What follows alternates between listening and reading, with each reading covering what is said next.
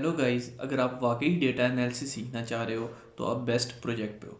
इस प्रोजेक्ट में मैं आपको बताऊंगा कि आपने डेटा को रीड किस तरह करना है, लोड, ट्रांसफॉर्म, क्लीन और मैनिपुलेट किस तरह करना है, और साथ ही मैं आपको बताऊंगा कि विजुअलाइजेशन और रिपोर्टिंग किस तरह करनी है। इट मीन्स कि डेटा एनालिसिस के जितने भी स्टेप्स हैं इस प्रोजेक्ट के थ्रू आप वो सीख जाओगे।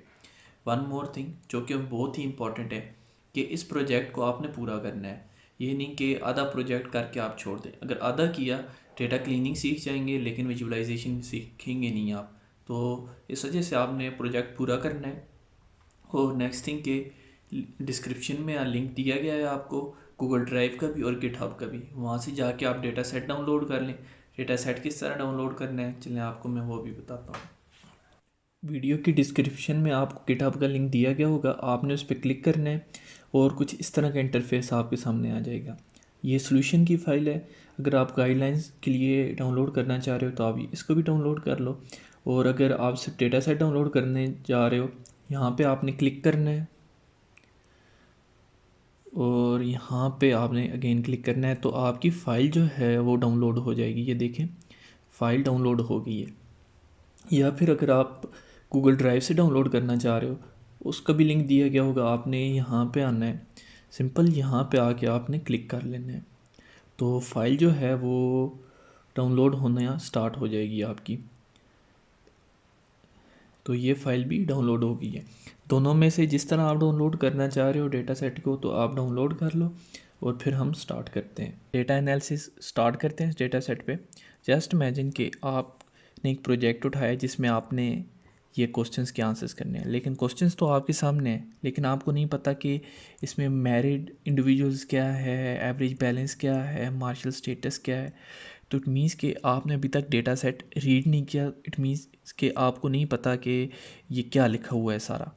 तो फर्स्ट स्टेप हमारा फिर क्या होगा, हमने डेटा लोड करना है और डेटा को रीड करना है कि डेटा हमारे पास जो है वो है क्या। तब हमें समझ आएगी कि इसमें ये जो सब कुछ लिखा हुआ है ये है क्या। तो उस वक्त मैं आपको ये क्वेश्चंस भी एक्सप्लेन करूँगा, लेकिन फ़र्स्ट जो हमारा है वो है कि हम डेटा लोड करें, उसको रीड करें, उसको मैनिपुलेट करें और क्लीन करें।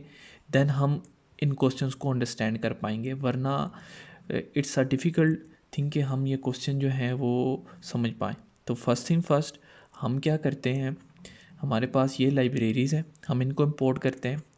पांडाज सॉरी नमपाई है। नमपाई न्यूमेरिकल ऑपरेशंस परफॉर्म करने के लिए यूज़ होते हैं हमारे डेटा पे।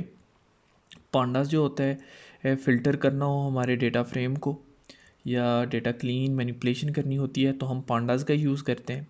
मैटप्लॉटलिब और सीबर्न जो होती है वो विजुअलाइजेशन के लिए होती है। मैटप्लॉटलिब के इतने एडवांस चार्ट्स नहीं होते और ग्राफ्स भी, लेकिन सीबर्न से हम अच्छे कलरफुल ग्राफ्स वगैरह बना सकते हैं, तो इसलिए सीबर्न यूज़ करेंगे और मैटप्लॉटलिब दोनों यूज़ करेंगे। मैं इनको इंपोर्ट कर लेता हूँ, आप भी इंपोर्ट कर लें। और नेक्स्ट जो है हमारे पास वो ये है कि हमने डेटा लोड करना है। डेटा किस तरह लोड करना है, हमने पहले तो एक मैंने डेटा बना लिया, मतलब ये डेटा फ्रेम बन जाएगा हमारा। और पीडी हमने जो है यहाँ पे एलियास दिया था, इसको पीडी आ गया, मतलब पांडास। और डॉट रीड CSV क्यों लिखा है मैंने, बहुत से लोगों के यहीं पे एरर आते हैं। जो बिगनर्स होते हैं उन्हें ये नहीं पता होता कि ये डेटा को रीड लोड किस तरह करना है। तो आपने क्या करना है, जहाँ पे आपने डेटा सेट डाउनलोड किया है वहाँ आ जाना है, राइट क्लिक करें इस पर, आप प्रॉपर्टीज़ पे आ जाएं और इसको मैं तो छोटा कर लेता हूँ, इसको इस तरह कर लेता हूँ। तो यहाँ पे अगर आप देखें, आपको पहले तो यहाँ पे मैंने CSV लिखा। मुझे किस तरह पता चला कि यहाँ पे CSV लिखना है, क्योंकि हमारी जो फाइल है उसका एक्सटेंशन क्या है, CSV, वो CSV फाइल है, तो इसलिए मैंने यहाँ पे CSV लिखा। अगर XML होती या इसके अलावा कोई और फॉर्मेट में होता डेटा तो मैं यहाँ पे एक डिफरेंट एक्सटेंशन यूज़ करता। नेक्स्ट मैंने R लिखा है यहाँ पे। R क्या करेगा, ये हमने जो स्ट्रिंग पास की ना इसको एज अ स्ट्रिंग लेगा और एग्जीक्यूट करेगा। और नेक्स्ट मैंने ये कोटेशन यूज़ किए हैं और मैंने फिर लोकेशन दी है, ये टी प्रोजेक्ट पाइथन। और ये करके मैंने क्या किया, मुझे इसका किस तरह पता चला है, डी पाइथन प्रोजेक्ट, ये देख सकते हैं लोकेशन मैंने इंटर कर दी यहाँ तक डेटा सेट तक। और फिर अगेन मैंने स्लैश यूज़ किया है और यहाँ पे बैंक क्यों लिखा, क्योंकि हमारी फ़ाइल का नेम बैंक है और बैंक डॉट CSV लिख लिया, वही के CSV फॉर्मेट में है। तो इसी तरह आपने क्या करना है, अपना डेटा जो आपके पास है फाइल में, आपने उसको यहाँ पे इंपोर्ट कर लेना है। इंपोर्ट हो गया हमारा डेटा और मैंने यहाँ पे प्रिंट डेटा यूज़ किया, तो इट मीन्स के हमारा डेटा जो है वो प्रिंट हो जाएगा। ये हो गया हमारे पास। नेक्स्ट जो है हमने क्या किया, एक अच्छा डेटा एनालिस्ट जो होता है वो हमेशा बैकअप फाइल रखता है अपने पास। तो इस वजह से मैंने एक नया डेटा फ्रेम क्रिएट किया DF के नाम से, डेटा डॉट कॉपी कर लिया मैंने। इट मीन्स के हम वो यही सारा डेटा अब DF के पास भी है और ऊपर जो हमने डेटा फ्रेम क्रिएट किया था डेटा, तो इस डेटा के पास भी है। ये हो गया हमारा। इसको मैं एग्जीक्यूट कर लेता हूँ और अगर मैं DF लिखूँ यहाँ पे तो आप देख सकते हैं वही डेटा हमारे पास आ गया है। और DF डॉट हेड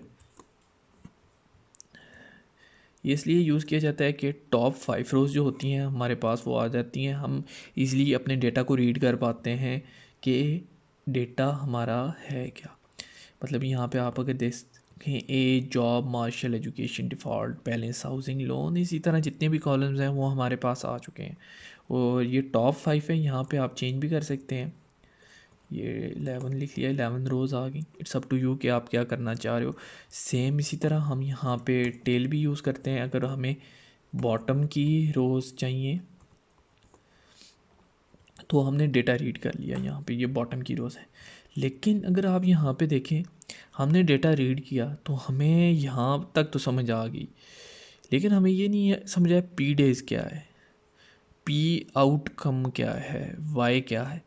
तो यही फ़ायदा हुआ ना हमारा, यहाँ पे हमने अगर डेटा रीड किया तो हमें पता चल गया कि कॉलम्स के कुछ नाम हैं जो कि समझ से भी बाहर है।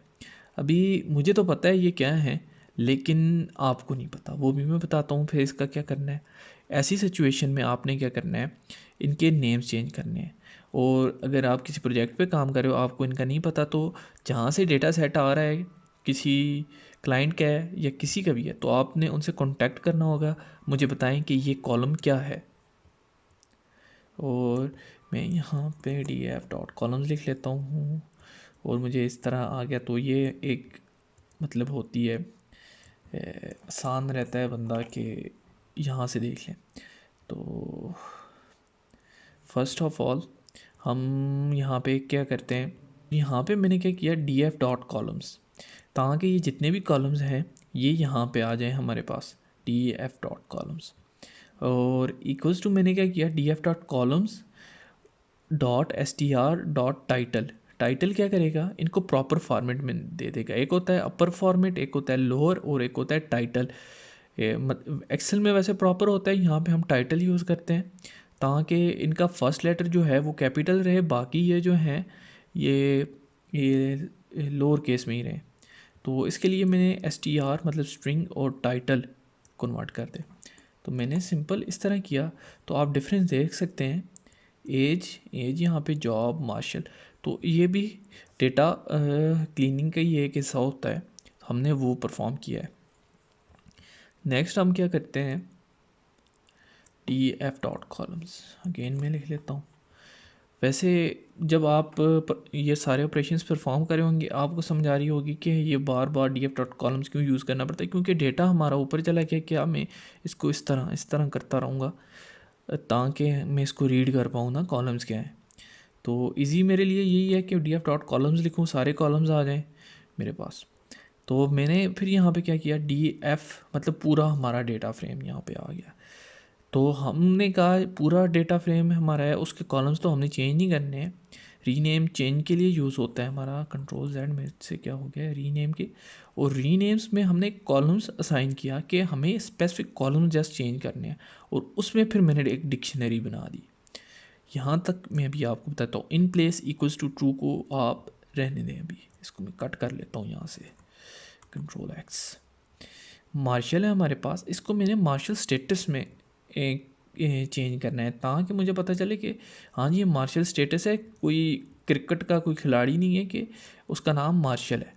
और पी डेज़, मतलब पी डेज़ हो सकता है, पास्ट डेज़, प्रेजेंट डेज़, कौन से डेज़ हैं हमें भी नहीं पता। तो मैंने कांटेक्ट कर लिया फिर क्लाइंट को, उसने मुझे बताया यार ये वो डेज़ हैं कि हमने लास्ट टाइम कब कांटेक्ट किया था। तो मैंने कहा चलो यार ये सही है। फिर मैं क्या करता हूँ, डेज सिंस लास्ट कांटेक्ट कर लेता हूँ यहाँ पे। तो ये हमारा डन हो गया। यहाँ से स्पेस रिमूव कर देता हूँ मैं। पी आउटकम, कौन से P outcome, past outcome, present outcome, personal outcome, या कौन से आउटकम। उसने बताया क्लाइंट ने यार ये प्रीवियस आउटकम है, आप क्या करो प्रीवियस लिख लो। मैंने कहा ओके भाई डन हो गया, प्रीवियस आउटकम आ गया। नेक्स्ट मैंने कहा जी वाई क्या है जी, कि ये सब कुछ क्यों हो रहा है, येस नो या येस नो। उसने बताया यार ये वो सब्सक्रिप्शन है जो हम बेच रहे हैं, कस्टमर ने ये ली है कि नहीं।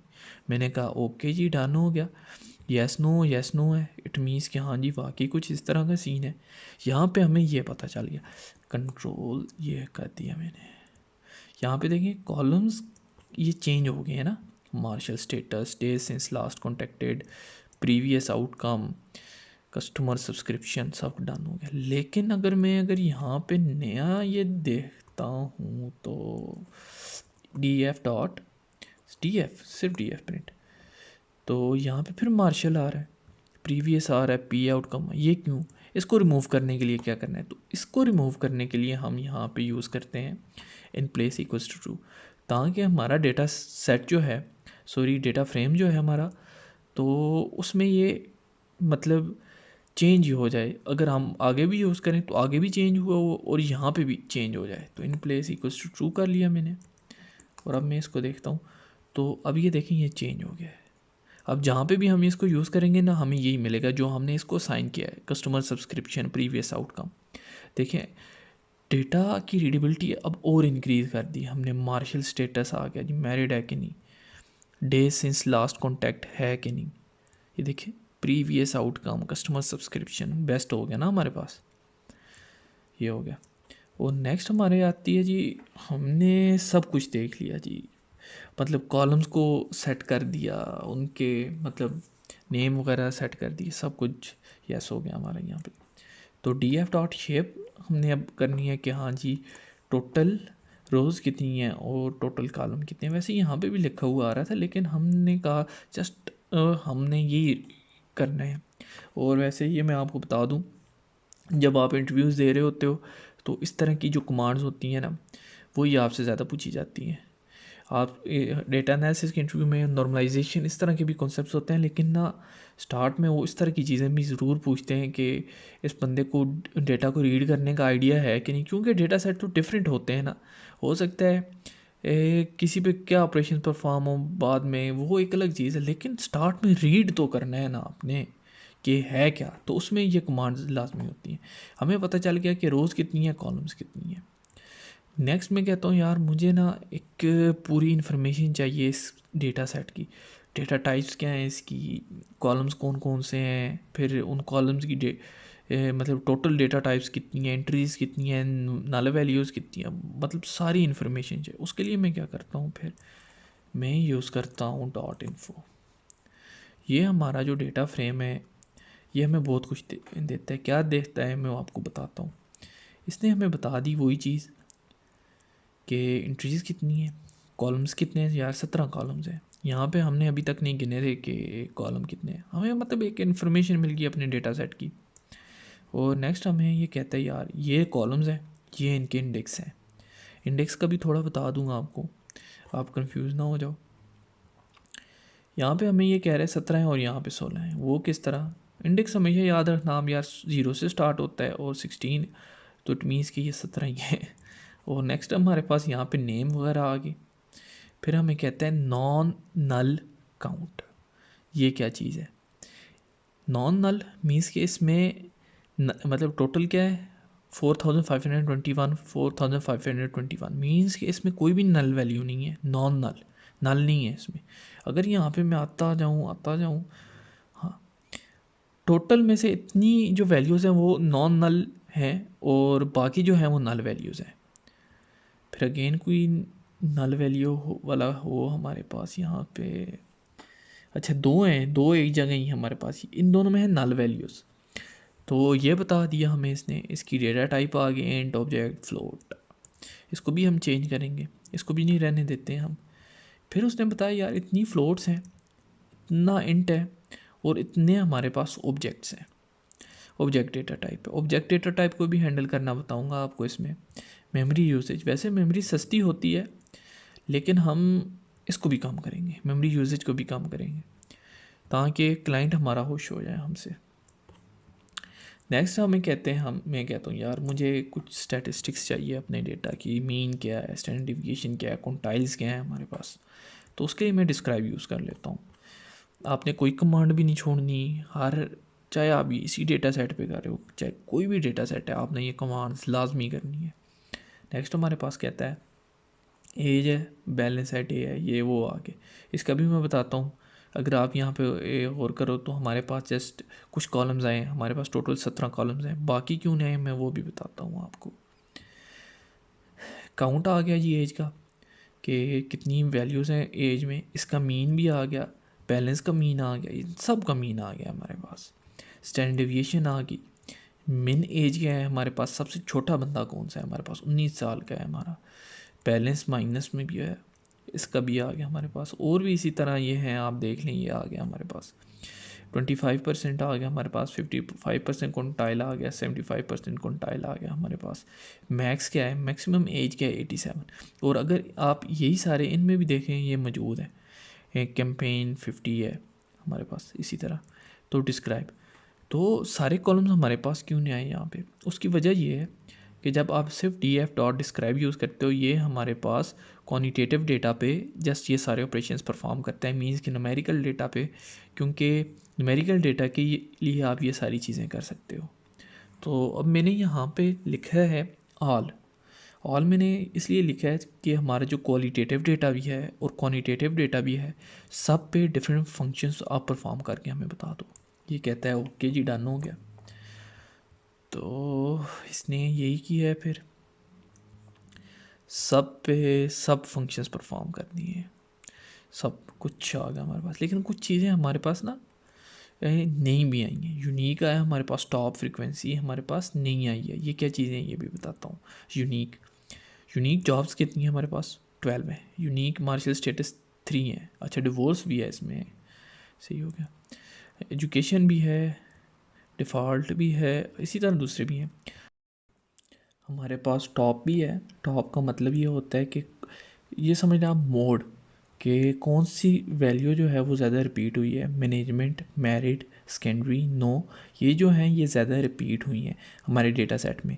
नेक्स्ट फ्रीक्वेंसी जो है वो हमें यही बताती है, ये जो टॉप है मतलब मोड है, ये 969 दफ़ा जो है रिपीट हुआ है। मैरिड इतने दफ़ा, सेकेंडरी इतने दफ़ा, मीन्स कि ये मोड का हमें ये बताती है फ्रीक्वेंसी की इतनी बार रिपीट हुई है। सेम यहाँ पे अगर जो बात समझने की वो ये है कि मीन है, एज का मीन तो कैलकुलेट हो सकता है, लेकिन हमारे पास ये जो वो ये ABC की तरह मतलब हमारे पास क्वालिटेटिव डेटा है, इसका मीन नहीं हो सकता, इसलिए यहाँ पे NaN है। आप ये ना समझ लेना कि ये कॉलम जो है ये नल वैल्यूज़ का है, तो इसलिए जो है यहाँ पे NaN आ रहा है। और जहाँ पे मीन कैलकुलेट हो सकता था तो वहाँ पे मीन कैलकुलेट कर लिया है हमने। सेम स्टैंडर्ड डेविएशन, मैक्स, ये वही वाले हैं जो हमने ऊपर यूज़ किए थे। मैं यहाँ से देख लूँ, हाँ रिकॉर्डिंग हो रही है, ओके, सॉरी फॉर दैट। और नेक्स्ट हमने ये देखना है यार, डेटा क्लीनिंग करनी है हमने। फर्स्ट थिंग फर्स्ट के डेटा टाइप्स हम देख लें कि डेटा टाइप्स किस किस की हमने चेंज करनी है। ऑब्जेक्ट डेटा टाइप है, मीन्स के यहाँ पे कैटेगरी है, हम इसको कैटेगरी में चेंज करेंगे।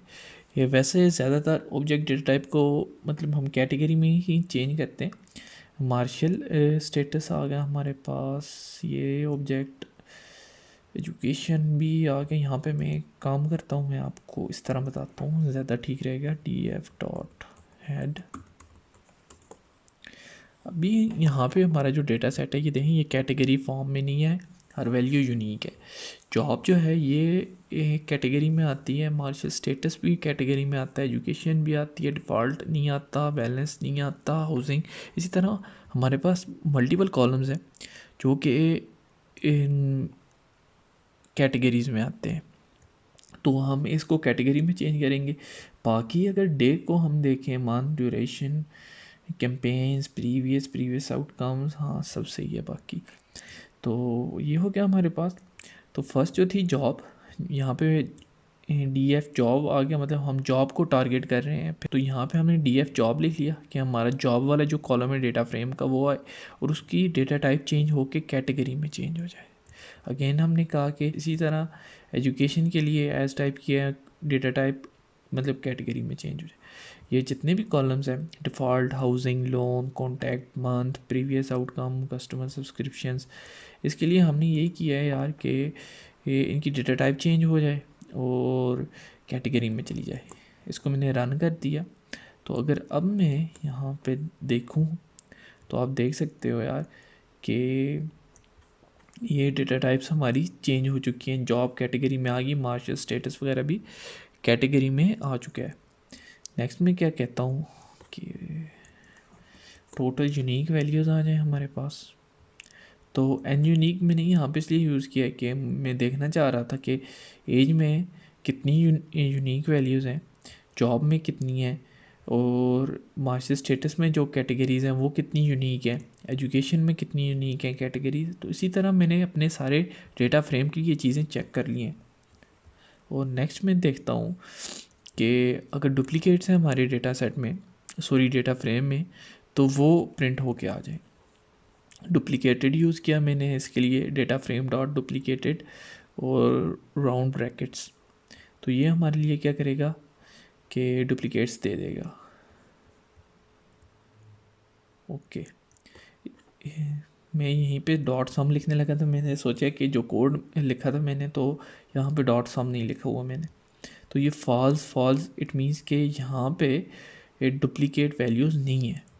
अगर ये ट्रू होता तो इट मीन्स कि यहाँ पे डुप्लीकेट वैल्यूज़ हैं। तो मैंने डॉट सम लिख लिया। ये क्या करेगा हमारे लिए कि जितनी भी डुप्लीकेट्स वैल्यूज़ हैं, वैसे इस तरह तो हमें यही लग रहा है कि कोई भी नहीं है डुप्लीकेट, लेकिन यहाँ पे मैं अगर देखूँ तो वाकई नहीं है कोई हमारे पास। जस्ट इमेजिन कि आपके पास यहाँ पे अगर डुप्लीकेट वैल्यूज़ आ रही हैं तो आपने क्या करना है, सिंपल यहाँ पे आपने ड्रॉप डुप्लीकेट्स लिखना है। अगर आप कोई और डेटा सेट कर रहे हो तो आपने क्या करना है, यहाँ पे डुप्लीकेट्स लिखना है, in place equals to true करना है। ये जस्ट एक चीज़ आपको सिखाना चाह रहा था ताकि ये आपको पता चल जाए कि अगर कभी डुप्लीकेट्स वैल्यूज़ आ जाती हैं तो आपने रिमूव किस तरह करनी है। तो आपकी ये डुप्लीकेट्स वैल्यूज़ जो हैं वो रिमूव हो जाएंगी। ये एक जस्ट मतलब था कि आप लोगों को पता चल जाए अगर डुप्लीकेट्स वैल्यूज़ हों तो किस तरह आपने उनको डील करना है। नेक्स्ट हमारे पास आता है कि हम जॉब, हमारे डेटा फ्रेम का जो कॉलम है जॉब, हम वैल्यूज़ काउंट्स करना चाह रहे हैं उसकी किस तरह, वो भी बताता हूँ। नॉर्मलाइज यहाँ पे क्या करेगा हमारे लिए, ये परसेंटेज में कन्वर्ट कर देगा कि अननोन इतने परसेंट, मतलब ये जो हमारा जॉब का कॉलम है ये इतने परसेंट आ जाए, इतने इसमें अननोन इतने परसेंट रिपीट हुआ है, स्टूडेंट इतने परसेंट रिपीट हुआ है हमारे पास, ये हमें ये दे देगा। Sending equals to true means के सबसे जो छोटी हमारे पास रकम है या छोटी वैल्यू है वो हमारी टॉप पे आएगी। अगर इसको मैंने फॉल्स कर दिया तो यहाँ पे टॉप पे मैनेजमेंट आ जाएगा कि मैनेजमेंट की परसेंटेज सबसे ज़्यादा है। तो बेसिकली ये मैंने इसलिए यूज़ किया है DF डेटा फ्रेम जॉब, और इस तरह से आप भी इसको यूज़ कर लें। ये एक मतलब हमारे लिए अच्छा रहता है कि हमें इस चीज़ का पता चल जाता है कि कोई स्पेसिफिक कॉलम है उसके लिए वैल्यू काउंट्स यूज़ करना है आपने, और क्यों यूज़ करना है आपको पता चल गया होगा। नेक्स्ट हम आते हैं अपनी नल वैल्यूज़ की तरफ। हमारे पास नल वैल्यूज़ थी तो उनको किस तरह हमने रिमूव करना है। अगर यहाँ पे मैं सम में करूँ इसको, वैसे आप यहाँ पे एक और कमांड भी यूज़ कर सकते हो, शायद आपके माइंड में आया हो कि इज़ना यूज़ होता है, तो उससे भी आपको पता चल जाता है कि कितनी नल वैल्यूज़ हैं आपके पास। तो यहाँ पे हमारे पास 2 कॉलम्स आए हैं, एक कैंपेन का आया है हमारे पास और एक आया है बैलेंस में हमारी कितनी है नल वैल्यूज़। तो वो 26 और 79 है। तो हम परसेंटेज इनकी निकाल लेते हैं। इस नल लिख लिया सम, और ये सेम परसेंटेज का फार्मूला लगा दिया मैंने तो हमें परसेंट में भी बता देगा कि, रुक के बताता हूँ आपको, ये बैलेंस है हमारे पास 100% में से इतना आप ये समझ लें कि हमारे पास नल वैल्यूज़ हैं और इसमें इतनी नल वैल्यूज़ हैं 100% में से 1.747। तो इसने हमें ये बता दिया और 0 0 आ रहा है, इट मीन्स कि इसमें कोई भी नल वैल्यू नहीं है। तो इंटरव्यू का ये बहुत ही कॉमन क्वेश्चन होता है कि आप उससे पूछते हैं हमें परसेंटेज कैलकुलेट करके दें ताकि आइडेंटिफाई करें कि हमें यहाँ पे मोड लगाना है या क्या लगाना है। तो बैलेंस था हमारे पास, हम यहाँ पे बैलेंस भी देख सकते हैं। बैलेंस में हमारा डेटा किस टाइप का है, बैलेंस में हमारा बेसिकली डेटा इस टाइप का है 78787 इस तरह से। तो वैसे मैं इसका मोड भी यहाँ पे कैलकुलेट करता हूँ। यहाँ पे आया है मोड जो है ये 0/0 आया है, तो इट मीन्स के हम यहाँ पे मोड यूज़ नहीं कर सकते हैं कि मतलब अगर मोड यूज़ किया तो ये तो टोटली फिर रॉन्ग हो जाएगा ना। तो अगर मोड यूज़ नहीं कर सकते, है भी ये हमारे पास न्यूमेरिकल डेटा सारा, तो इसलिए हम यहाँ पे मीन यूज़ करते हैं। परसेंटेज भी इसकी कम है हमारे पास यहाँ पे, तो बेस्ट सोल्यूशन इसका यही रहता है कि हम यहाँ पे मीन यूज़ करें और जितनी भी नल वैल्यूज़ हैं उस मीन से हम फिल कर लें। यहाँ से आप ना रिपीट मेरी बात सुन लेना ताकि एक कोई भी आपसे पूछे कि किस तरह आपने आइडेंटिफाई किया यहाँ नल वैल्यूज़ मीन से करनी है या मोड से, वो आपको पता चल जाए। तो हम मीन इसलिए यूज़ कर रहे हैं, हम मोड इसलिए नहीं यूज़ कर रहे कि ये हमारा न्यूमेरिकल डेटा है और परसेंटेज भी बहुत कम है, और अगर हमने मोड लिया तो 0.0 आ रहा है तो सारा डेटा हमारा ख़राब हो जाएगा। तो हम सिंपल क्या करते हैं, मीन ले लेते हैं इसका। तो हमने क्या किया, यहाँ पे मीन ले लिया, इसको मैं कट करता हूँ। df एक नया वेरिएबल बनाया और उसको उसके अंदर स्टोर क्या किया जी, df बैलेंस जो डेटा फ्रेम का एक कॉलम है उसका मीन ले लो यार। ये मीन आ गया हमारे पास, मीन तो नहीं आया भाई, सी यहाँ पे एरर देगा, SQL में नहीं देता लेकिन यहाँ भी एरर देगा। तो मीन जो आया ये आया ना हमारे पास, इसको मैं यहाँ पे पेस्ट करता हूँ और इसको मैं कमेंट करता हूँ यहाँ पे, ये सॉरी ये कमेंट आ गया। हमारा मीन जो आया था वो ये आया था। और फिर मैं क्या कहता हूँ कि जितनी भी हमारी नल वैल्यूज़ थी, इसको भी मैं यहाँ से रिमूव करता हूँ, इसको लो लेके, हाँ अब सही है।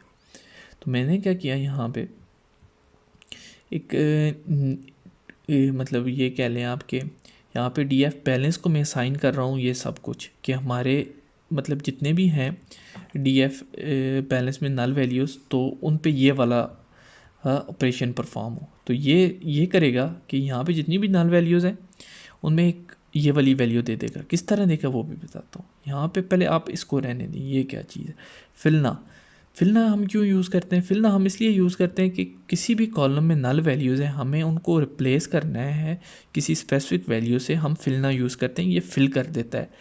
मतलब फिलना भी यही है, नाम से ही पता चल रहा है कि ये कुछ फिल ही कर रहा है। तो अब ये हमारा कोड किस तरह चलेगा कि df बैलेंस है हमारे पास, डेटा फ्रेम का एक कॉलम बैलेंस है, इसको फिल कर दो। किस चीज़ से फिल करो आप, कि आप यहाँ पे डेटा फ्रेम बैलेंस का मीन ले लो और इससे आप जो है फिल कर दो इस कॉलम को, और यहाँ तक जब कैलकुलेट हो जाएगा ये सब कुछ, तो ये सब कुछ ये इसको साइन कर देगा और यहाँ पे ये हर नल वैल्यू जो है वो फिल हो जाएगी। हम इसको परफॉर्म करते हैं और हम अब जो है इसको चलाते हैं, तो हमारी जितनी भी नल वैल्यूज़ थी वो फिल हो गई, लेकिन इस तरह भी नहीं पता चल रहा। तो सेम हमें फिर ये करना पड़ेगा कि मैंने आपको ऊपर भी बोला था इजना भी यूज़ होता है नल वैल्यूज़ को फाइंड करने के लिए। तो अब मैंने इस कॉलम के लिए जो है इजना यूज़ किया है, तो हमें क्या दे रहा है 0। इट मीन्स कि जितनी भी नल वैल्यूज़ हैं वो सारी फिल हो चुकी हैं। नेक्स्ट हमारे पास आता है कैंपेन यहाँ पे 1.7474% नल वैल्यूज़ थी हमारी। तो मैं क्या करता हूँ, पहले मैं देखता हूँ कि यूनिक वैल्यूज़ क्या है ना, मतलब कैंपेन्स में जितनी भी यूनिक हैं वो कौन कौन सी हैं। तो कैंपेन में हमारे पास ये यूनिक आ गई। तो अगर मैं अब इसका मोड लूँ इसका, तो मोड हमारे पास आता है 1.0 कि 1.0 जो है इसका मोड है। तो हम वो लेंगे। हमने मीन इसलिए नहीं लिया कि यहाँ पे जस्ट अगर हम डेटा को रीड करें तो हमारे माइंड में एक बात आती है कि यहाँ पे हम मीन नहीं ले सकते, क्योंकि हमारे पास एक कैंपेन जो होती है वो इतनी बार कैंपेन हुई है, 1 बार 2 बार 3 बार 4 बार, और अगर मीन लेंगे एक अजीब सी रकम आएगी जो कि यहाँ पे नहीं सही बैठ रही। ये नहीं हो सकता कि किसी ने 1.7 बार जो है कैंपेन की है, या किसी ने 3.7 बार मतलब कैंपेन की, 3.7 दफ़ा किसी को कॉल की। इस तरह नहीं होता, एक पूरा फिगर होगा हमारे पास। 1 आ गया हमारे पास कि किसने 1 दफ़ा मतलब कॉल किया उसको। तो हम कहते हैं चलो कैंपेन की जो नल वैल्यूज़ हैं हमारी, हम मोड लेके उसको जो है करते हैं। वही सेम सीन किया, DF कैंपेन आ गया हमारे पास। इसको हमने कहा यार कि आप DF कैंपेन लो, यहाँ से फिलना यूज़ किया ताकि फिल कर सकें नल वैल्यूज़ को किसी स्पेसिफिक वैल्यू से। कैंपेन डॉट मोड ले लिया हमने यहाँ तक, ये हम मोड ले रहे हैं, ये फिलना यूज़ कर लिया ताकि फिल कर सकें, और ये हमने कॉलम चूज़ किया है ताकि जिस पे हम ये ऑपरेशंस परफॉर्म कर सकें। मोड आ गया। और ज़ीरो क्यों लिखा हमने यहाँ पे? मोड जब भी लेते हैं आप तो ज़ीरो लिखना लाजमी होता है ताकि मोड की जो वैल्यू होती है ना वो वहाँ पे आ जाए जहाँ पे मिसिंग वैल्यू है। तो मैं इसको करूँ तो ये देख लें, कैंपेन का इस नल जो है हमें ये बता रहा है कि यहाँ पे ज़ीरो नल वैल्यूज़ हैं। तो यहाँ पे हमने मोड यूज़ कर लिया। अगेन मैं रिपीट करता हूँ कि मीन हमने इसलिए यूज़ किया था, वहाँ पे हम मीडियन जो है मोड नहीं यूज़ कर पा रहे थे हम। मोड यहाँ पे हमने वैसे कैलकुलेट किया था। कहाँ गया हमारा डेटा?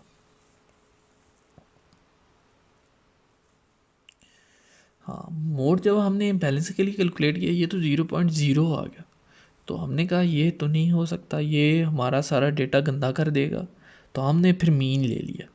यहाँ पे आपको थोड़ा माइंड भी चलाना पड़ेगा कि मीन कहाँ यूज़ करें और मोड जब यूज़ किया, मीन कैंपेन के लिए इसलिए यूज़ कर सकते थे क्योंकि कैंपेन का मतलब ही ये है हमारे पास कि कितनी दफ़ा कॉल की। अब ये तो नहीं हो सकता कि 1.7% हमने किसको कॉल की, 3.7% कॉल की।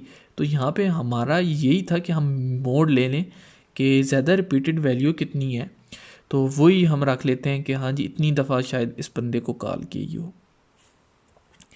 अब हम ओवरऑल अगर देखें इसको तो कोई भी नल वैल्यू नहीं रही हमारे पास।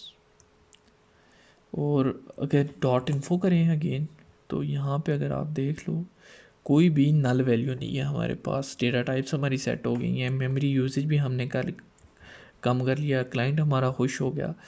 यहाँ तक चलो यार 2-3 दिनों में या एक ही दिन में बंदे ने इतना काम तो हमारे लिए किया ना। नेक्स्ट आते हैं द मोस्ट इम्पॉर्टेंट पार्ट के, हमने ये सब कुछ क्यों किया, अपने डेटा को क्लीन क्यों किया, रीडेबिलिटी क्यों इंक्रीज़ की, मेमोरी यूसेज क्यों कम कर दिया, और कैटेगरीज भी अच्छी बना ली हमने। तो क्वेश्चन 1 है हमारे पास यहाँ पे, how many individuals are unemployed. Simple कि मैरिड इंडिविजुअल जो हैं वो हमने बताने यार कि वो अनएम्प्लॉयड कितने हैं। हमें एम्प्लॉयड का नहीं बताना, हमने जस्ट ये बताना है कि अनएम्प्लॉयड कितने हैं जो मैरिड हैं। नेक्स्ट हमने ये बताना है what is the average age, मतलब कि चलो यार हमें एवरेज भी यहाँ पे कैलकुलेट करनी पड़ेगी। Who subscribed to term deposit versus those who did not, मतलब कि एवरेज एज उन इंडिविजुअल्स की क्या है जिन्होंने ये वाली जो ऑफ़र है ना टर्म डिपॉजिट सब्सक्राइब की है, और वो बंदे कौन है, वो एवरेज एज क्या है जिन्होंने ये ऑफ़र एक्सेप्ट नहीं की, मतलब कि सब्सक्राइब नहीं की। दोनों चीज़ें हमने बतानी है। तो नेक्स्ट हमारे पास है how does the average balance of customer change depending on the month they were contacted by the bank. Average balance, मतलब फिर एवरेज यार कैलकुलेट करनी है of customers changing depending on the month, कि जब बैंक वालों ने उनसे कांटेक्ट किया तो उस मंथ के लिहाज से कस्टमर के बैलेंस में क्या चेंजेस आए, क्या एवरेज चेंजेस आए, एवरेज फाइंड करनी है हमने। अगेन इसको रिपीट करता हूँ कि जब बैंक वालों ने कांटेक्ट किया कस्टमर को तो एवरेज बैलेंस में क्या कमी आई, या ज़्यादा हुआ या क्या हुआ, तो वो बताना है हमें। नेक्स्ट है how does the average duration of customers call very by month. Average duration customer का बताना है कि जो वेरी करता हो month, very by month two month. शायद यहाँ पे अगर मैं लिखता तो वो ज़्यादा बेस्ट रहता। तो नेक्स्ट क्वेश्चन है fifth, what is the distribution of marital status. यहाँ पे मार्शल स्टेटस का एक कॉलम में बना लेता हूँ ताकि आपको df डॉट मार्शल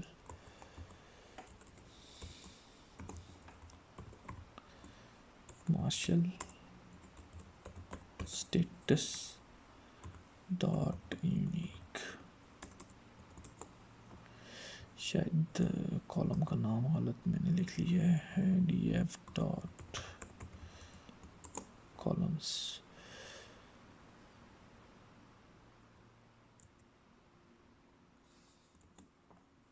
हाँ मैंने नाम गलत लिख लिया, मुझे इस कहाँ गया हमारा मार्शल स्टेटस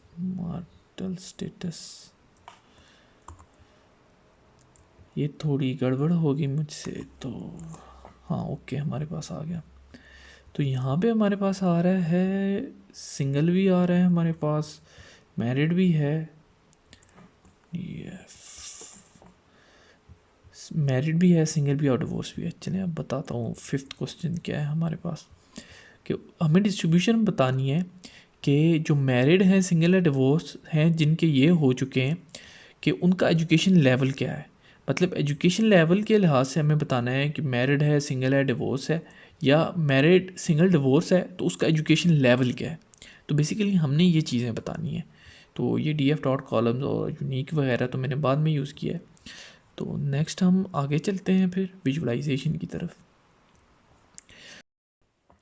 यहाँ पे मैं आपको एक और चीज़ बताता चलूँ कि जब भी आप कोई डेटाबेस डिज़ाइन करते हो या कोई ऐप बनाते हो, कोई वेब ऐप बनाते, वेब एप्लीकेशन बनाते हो या कुछ भी इस तरह कोड करते हो, तो अगर आप वहाँ पे कमेंट्स वगैरह लिखते हो ना, चाहे डेटाबेस बनाते वक्त, तो वो ईजी रहता है कि अगर कोई न्यू कोड करने वाला डेवलपर हायर होता है तो वो आपके कोड को ईज़िली अंडरस्टैंड कर जाए और आपकी जॉब हरगिज़ नहीं जाएगी अगर आपने कमेंट्स वगैरह लिखेंगे। आपके पास डेवलपर्स के माइंड में ये बात भी होती है, तो उस कमेंट्स ज़रूर लिखा करें, आपकी जॉब बिल्कुल भी नहीं जाएगी। ओके, तो df डॉट कॉलम्स लिख लिया मैंने। यहाँ पे मैं इसलिए लिख रहा हूँ क्योंकि विजुअलाइजेशन के लिए ना जब आगे जाते हैं तो बार बार कॉलम्स को देखना पड़ता है, तो ये इजी रहता है हमारे लिए कि कॉलम्स इस तरह हमारे पास हों, जस्ट ऊपर से देखा और लिख लिया। फर्स्ट क्वेश्चन था हमारे पास, how many married individuals are unemployed, के वो मैरिड इंडिविजुअल्स जो अनएम्प्लॉयड हैं कितने हैं। तो उसके लिए तो पहले मैंने क्या किया, एक वेरिएबल बना लिया है, और इस वेरिएबल के अंदर मैरिड अनएम्प्लॉयड के अंदर मैं ये स्टोर करूँगा कि हमारे जो मैरिड बंदे हैं वो अनएम्प्लॉयड, मतलब इससे रिलेटेड जो इन्फॉर्मेशन है वो मैं यहाँ पे स्टोर करूँगा। डेटा फ्रेम ले लिया हमने और फिर हमने कहा यार डेटा फ्रेम पूरा नहीं चाहिए, हमें सिर्फ मार्शल स्टेटस चाहिए। तो और मार्शल स्टेटस में भी हमें वो चाहिए जो मैरिड है। ये मैरिड हमें किस तरह पता चला ये भी बताता हूँ मैं आपको।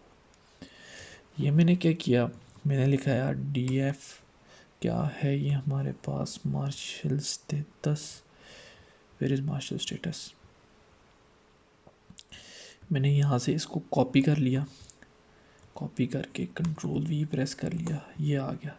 इसको मैंने कहा यार मुझे यूनिक चाहिए, तो इसने मुझे क्या किया, डिवोर्स सिंगल मैरिड, इसलिए यहाँ से मुझे पता चला कि हाँ यहाँ पे जो मैरिड के लिए यूज़ हुआ वो मैरिड ही यूज़ हुआ है वर्ड, तो मैरिड मैंने यहाँ पे ले लिया। फिर मैंने कहा यार ये तो हो गया, मुझे मार्शल स्टेटस चाहिए था ताकि मुझे पता चल मैं एक्सट्रैक्ट कर लूँ मैरिड लोगों का। यहाँ हाउ मैनी मैरिड इंडिविजुअल, यहाँ तक तो मैंने कर लिया ना, मैरिड लोग आ गए मेरे पास। फिर मैं कहता हूँ यार मुझे जॉब भी चाहिए, जॉब में से जो अनएम्प्लॉयड हो, क्योंकि यहाँ क्वेश्चन में मेंशन है आर अनएम्प्लॉयड।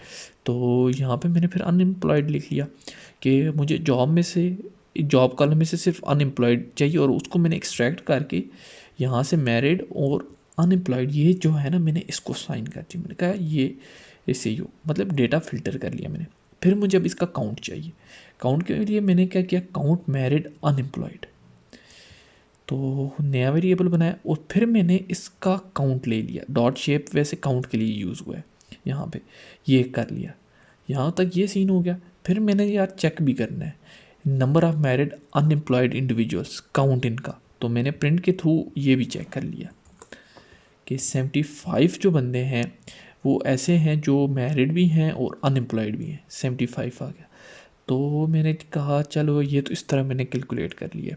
लेकिन मेरे क्लाइंट ने मुझे कहा था कि इसके लिए आपने विजुअलाइजेशन भी करनी है, कोई चार्ट यूज़ करना है। बेस्ट चार्ट यहाँ पे मैंने पाई चार्ट यूज़ कर लिया है। तो पाई चार्ट आ गया हमारे पास। इस पाई चार्ट होता कैसे, मैं यहाँ पे ये बता दूँ आपको। पाई चार्ट, ये डोनट चार्ट कहते हैं इसको, लेकिन ये पाई ये है, पाई ये वाले हैं पाई चार्ट। ये पाई चार्ट आ गया हमारे पास। तो हम ये बनाने लगे, साइज़ एक वेरिएबल बना लिया। इसको मैंने कहा यार count married unemployed dot shape, यही हो गया जो ऊपर किया है हमने, और इसको मैंने ये दे दिया काउंट मैरिड अनएम्प्लॉयड। यहाँ तक हमारा ये सीन डन हो गया।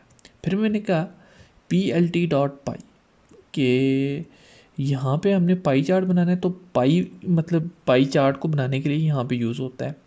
तो मैंने कहा चलो यार ये साइजेस जो हमने कैलकुलेट किए हैं वो यहाँ पे अलग से एक वेरिएबल यहाँ पे मैंने डाल दिया है।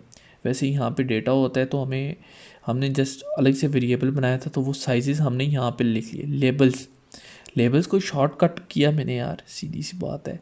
एक्स को ये दे दिया, वाई को ये दे दिया मैंने, ये हमारे लिए आसान हो गया। ऑटो स्प्लिट क्या है, वो स्टार एंगल क्या है, ये जब चार्ट आएगा मैं आपको ये उसलिए बताऊंगा कि ये रोटेशन वगैरह के लिए जो यूज़ हुए हैं ये क्या है, वो आपके लिए ज़्यादा अच्छा रहेगा। अब भी बता दिया तो ऊपर ऊपर से ही जाएगा। कलर्स जो चूज़ किए हैं, ये कलर्स मैंने बताता हूँ आपको कैसे चूज़ किए हैं। क्या था मेरे पास, हेक्सा, मैंने, हाँ ये रहा मेरा। मैं अक्सर कलर्स यहाँ से चूज़ करता हूँ, तो colorhexa.com से। आप भी यहाँ से आएँ, चूज़ कर लें कलर्स वगैरह को, डिफरेंट कलर्स हैं ये देख लें आप, जो बेस्ट लगे आपको आप वो चूज़ कर लें। इसको आप भी बुक मार्क बना लें, मैंने भी बुक मार्क बनाया हुआ है। तो कलर मैंने यहाँ से चूज़ कर ली। और शेडो जो है ये भी मैं आपको, वैसे शेडो साई को कहते हैं, लेकिन जब विजुअलाइजेशन चार्ट आएगी मैं उस वक्त आपको ज़्यादा अच्छा बता पाऊँगा कि शेडो यहाँ पे क्या है। टाइटल ये मैंने ले लिया, इसका फॉन्ट मैंने ये कर दिया, फॉन्ट वेट मैंने बोल्ड कर दिया, Ctrl Z प्रेस कर दिया क्योंकि गलत हो गया। टाइट लेआउट यहाँ पे क्या करता है कि ऑटोमेटिक जो हमारी चार्ट की कुछ चीज़ें होती है उसको ऑटोमेटिकली एडजस्ट कर देता है। PLT शो हमें ये शो करता है कि हमारा चार्ट आ गया हमारे पास। यहाँ पे मैंने कुछ चीज़ें आपको नहीं बताई थी। शेडो का मैंने बताया था, ये यहाँ पे शेडो आ गया, मैंने ट्रू किया हुआ, बहुत ही कम आया है शेडो, ये हो गया हमारे पास। और मैंने स्टार एंगल का आपको बताया था, स्टार एंगल क्यों यूज़ करते हैं हम। स्टार एंगल ये है कि इतने डिग्री इसको मैंने ना रोटेट किया है। वैसे ना मैंने यहाँ पे 90 लिखा हुआ है, तो ये समझ लें आप कि 1 मिनट में बैठा रहा, बार बार वो करता रहा, मैंने कहा कहाँ फिट आ रहा है, तो मैंने ये इसलिए यूज़ किया है ताकि ये मुझे जहाँ पे अच्छा आ रहा हो ना तो वहाँ पे ही है। तो ये चीज़ें मैंने इस तरह शो वो करने के लिए लिखी थी। रिपोर्ट आ गई। रिपोर्ट में आपने ये बताना यार चार्ट में हो क्या रहा है। जो मैरिड अनएम्प्लॉयड है उसकी परसेंटेज है 1.7%, बाकी 98.3% जो हैं उनमें हमारे पास आता है मैं एक मैरिड था, डिवोर्स था और अनमैरिड थे, बाकी 98.3% में आता है। और नेक्स्ट हमने रिपोर्ट में भी ये लिखा है, the analysis identify the number of married unemployed individuals in the data set filtering the married individuals. Sorry, यहाँ पे गलती हो गई, कहाँ गया, यहाँ पे अननोन अनएम्प्लॉयड है, ये बहुत बड़ी गलती थी मेरी। Unemployed job status, the result is visualize using a pie chart to show the promotion. मतलब जो ये चार्ट ये होता है ना हमारा, इसी को रिपोर्ट कहते हैं कि हमें ये बताना है यहाँ पे कि ये कलर किसको शो करता है, ये किसको शो करता है, 1.7% किसको शो करता है, 98.3% किसको शो करता है। हमें बेसिकली यही बताना है कि हमने ये डेटा सेट लिया, कॉलम लिया और इससे ये कर दिया हमने। नेक्स्ट हमारे पास आता है what is the average age of individuals who subscribe a term deposit and who does not subscribe the term deposit. तो इसके लिए मतलब पहले तो एवरेज कैलकुलेट करनी है, बाकी चीज़ें तो बाद में यार। Average of individuals who subscribed, average of who doesn't subscribe. तो पहले उनकी की एवरेज यार जिनकी मतलब सब्सक्राइब किया हुआ था। डेटा फ्रेम ले लिया, फिर हमने कहा यार डेटा फ्रेम में से हमें सिर्फ कस्टमर सब्सक्रिप्शन चाहिए जिन्होंने ली हो, मीन्स कि यस और ये हमें किस तरह पता चला यार, क्या कॉलम के नाम थे हमारे, मैं यहाँ पे लिख लेता हूँ df.columns। कॉलम्स में थे सब्सक्रिप्शन में हम लगाते हैं df.unique, यूनिक आ गया, सॉरी ये क्या कर दिया मैंने, df डॉट यहाँ पे क्या नाम था उसका, हाँ यहाँ पे पेस्ट करना है मैंने। तो यहाँ पे हमें बताता है ना यस या नो, मतलब नो मीन्स कि इन्होंने नहीं की और यस मीन्स कि इन्होंने की है। तो यस आ गया हमारे पास कि ये सब्सक्रिप्शन है हमारी। तो आप बताओ यार हमें कि इन्होंने मतलब सब्सक्राइब किया हुआ है। फिर हमें ये भी चाहिए था कि what is the average age, मतलब यहाँ तक तो आ गया यार, ये लोग हैं कि मतलब जिन्होंने वो किया हुआ था। फिर हमें एज भी पता नहीं थी, तो हमने एज का फिर क्या किया, मीन ले लिया। तो ये है हमारे पास, और एज हमारी ये है, एज का मीन हमने यहाँ से लिए। तो अगेन मैं इस कोड को रिपीट करता हूँ, ये तो वेरिएबल बनाया। फिर डेटा फ्रेम को कहा यार हमें सिर्फ फ़िल्टर करके एक ही कॉलम दो जो कि यस के इक्वल हो, कि हाँ जी इन्होंने सब्सक्रिप्शन ली हुई है। और फिर हमें एज का मीन भी चाहिए जो कि हमने यहीं पे स्टोर कराना है, हम अलग से कोई भी वेरिएबल नहीं बना रहे। सेम सी हमने एवरेज नॉट सब्सक्राइब्ड के लिए किया है, डी एफ मतलब यार फ़िल्टर कर दो हमारे डेटा को, कस्टमर्स सब्सक्रिप्शन की हमने यहाँ पे, और इक्वल्स टू किया हमने कि यार नो ओके इन्होंने नहीं सब्सक्राइब किया, सेम सीन किया, एज का मीन ले लिया। इसको हम रन कर देते हैं। और डेटा फॉर पाई चार्ट, तो अगेन हम पाई चार्ट बनाने लगे। लेबल्स हमने जो दिए हैं वो हमने ये किया यार, एक लेबल है हमारे पास सब्सक्राइब्ड और एक है नॉट सब्सक्राइब्ड। और नेक्स्ट हमने यहाँ पे फिगर साइज़ भी दे दिया है इसको। अच्छा, एवरेजेस जो आई थी हमें, एवरेज सब्सक्राइब्ड और एवरेज नॉट सब्सक्राइब, इन दोनों को एक जगह इकट्ठा करके हमने एवरेज एजेस को ही असाइन कर दिया, ताकि हमारा काम जो है वो जल्दी हो जाए। जितना शॉर्ट कोड रहेगा उतना अच्छा है। और पाई चार्ट के लिए पाई यूज़ किया है, और एक्सेस पे जो होगा वो एवरेज, एक्सेस नहीं, एवरेज एजेस जो है वो मैं आपको बताता हूँ जब मतलब पाई चार्ट हमारे पास आएगा कि ये जो है कहाँ पे शो हो रहा है और ये कहाँ पे शो हो रहा है। बेसिकली ये किया है, दो ही चीज़ें चाहिए थी तो उनको एक जगह कर दिया, ये वहाँ पे जाके स्प्लिट कर देगा।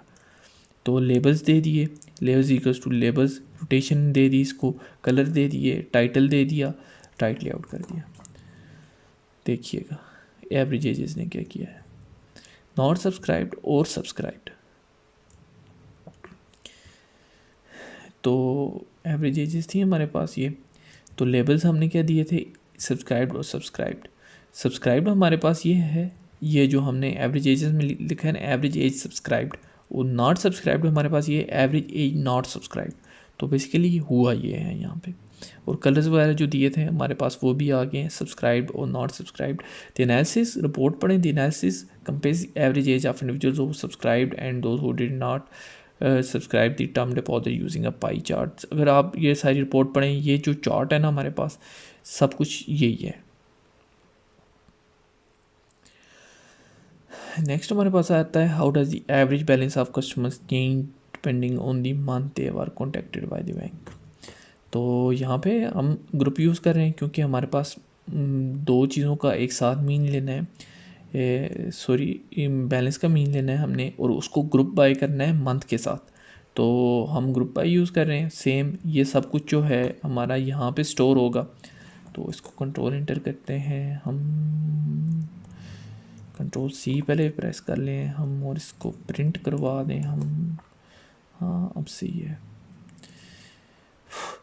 तो क्या किया इसने, मंथ को ग्रुप किया इस मीन के साथ, मतलब बैलेंस का जो मीन था ना वो ग्रुप हो गया है हमारा इसके साथ। वैसे एसक्यूएल में भी ग्रुप बाय यूज़ होता है, तो सेम यहीं पे भी वही चीज़ है, कुछ और नहीं है। यहाँ पे हमारे पास ये हो गया, डेटा टाइप फ्लोट आ गई हमारे पास और फिगर साइज़ दे दिया हमने यहाँ पे, average balance per month dot plot kind bar H means कि हमें एक बार चार्ट होता है ये वाला वर्टिकल बार चार्ट, वर्टिकल, और हम ये बनाने लगे हॉरिजेंटल। सॉरी मेरे स्पेलिंग, हम ये हॉरिजेंटल, जब हॉरिजेंटल हम बनाते हैं तो हम यहाँ पे क्या करते हैं, बार एच इसको साइन करते हैं। कलर्स ये साइन कर दिए, किस तरह आपने करना है वो भी मैंने आपको बता दिया है। टाइटल्स हमने दे दिए हैं, वाई लेबल दे दिए। वैसे ना हम पहले जो कर रहे थे हम वाई लेबल और एक्स लेबल जो है एक साथ दे रहे थे, वो भी आप कर सकते हो। अगर आप अलहदा से लेबल देना चाह रहे हो वो भी आप कर सकते हो।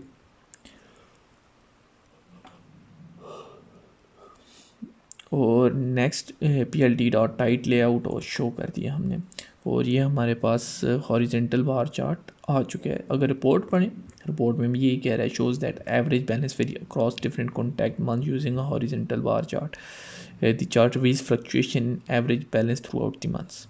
तो ये फ्लक्चुएशंस को शो कर रहे हैं कि हर मतलब मंथ में हमारी जो एवरेज बैलेंस था वो किस तरह डिफरेंट हो रहा है। तो नेक्स्ट हमारे पास आता है how does the average duration of customers calls very by month. इसके लिए हमने सेम सीन मतलब जिस तरह ऊपर ग्रुप बाय किया था, मंथ को हमने किसके लिए, मंथ को हमने बैलेंस के साथ ग्रुप बाय करके मीन लिया था। और यहाँ पे हम, सॉरी कहाँ गया मेरा, हम बैलेंस को मीन किया था हमने ग्रुप बाय करके, और यहाँ पे हम क्या करते हैं, हमने ड्यूरेशन का मीन लिया और उसको ग्रुप बाय कर लिया इसके साथ। तो इसको मैं कंट्रोल, वैसे विजुअलाइजेशन करनी ना बहुत आसान है बजाय मतलब दूसरे वो क्लीनिंग मैनिपुलेशन करने के लिए। तो ग्रुप बाय कर दिया हमने, अप्रैल के साथ ये कर लिया, सितंबर वगैरह के साथ ये कर लिया। और इसकी विजुअलाइजेशन के लिए हमने जो है जो चार्ट यूज़ कर रहे हैं हम, वो कौन सा, हम यही हम यूज़ कर रहे हैं, लाइन चार्ट यूज़ कर रहे हैं। और फिगर साइज़ दे दिया हमने इसमें मार्कर ओ, ये क्या है इसका भी मैं आपको बताता हूँ। ये लाइन चार्ट के ऊपर जो आता है मार्कर्स डॉट्स होते हैं, ये उसको कहते हैं। कलर ये चूज़ कर लिया, लाइन स्टाइल ये भी मैं आपको बताऊंगा, लाइन विड्थ भी फिर बताऊंगा जब चार्ट आएगा हमारे पास, कि लाइन जो होगी ये इस तरह की होगी डैशेस में, और उसकी विड्थ ये होगी। एक्स लेबल वाई लेबल आ गया हमारे पास, बाकी सब कुछ वही है। रोटेशन आ गई हमारे पास, एक्स जो हमारे एक्स पे होंगे ना वो रोटेट हुए होंगे, मतलब सीधे नहीं होंगे। बेसिकली विजुअलाइजेशन में ना एक चार्ट अगर मैंने आपको समझा दिया ना, बाकी सब जगह वही चीज़ें यूज़ हो रही हैं, जो डिफरेंट चीज़ें यूज़ हो रही हैं मैं वो बता रहा हूँ आपको, बाकी बिल्कुल सेम है। ये देखें आप, ये मार्कर्स हैं हमारे, और इसमें ग्रिड लाइन्स भी मैंने यूज़ किए हैं, ये मार्कर्स हैं। ग्रिड लाइन ट्रू, यहाँ पे मैंने ग्रिड लाइन लिखा हुआ है, ग्रिड लाइन ये हैं हमारे पास।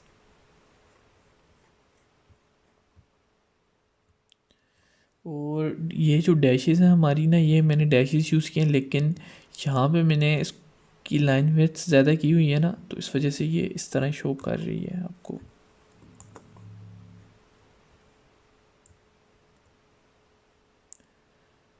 अभी भी शायद नज़र नहीं आ रही, लेकिन डैश मैंने लिखा है तो वो इसीलिए यूज़ किया है मैंने।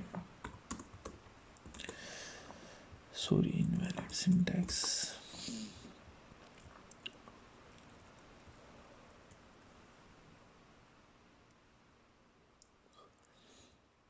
और नेक्स्ट हमारे पास आता है डिस्ट्रीब्यूशन ऑफ मार्शल स्टेटस, कि मैरिड सिंगल जो हैं वो क्या हैं डिफरेंट एजुकेशन लेवल्स के लिहाज से।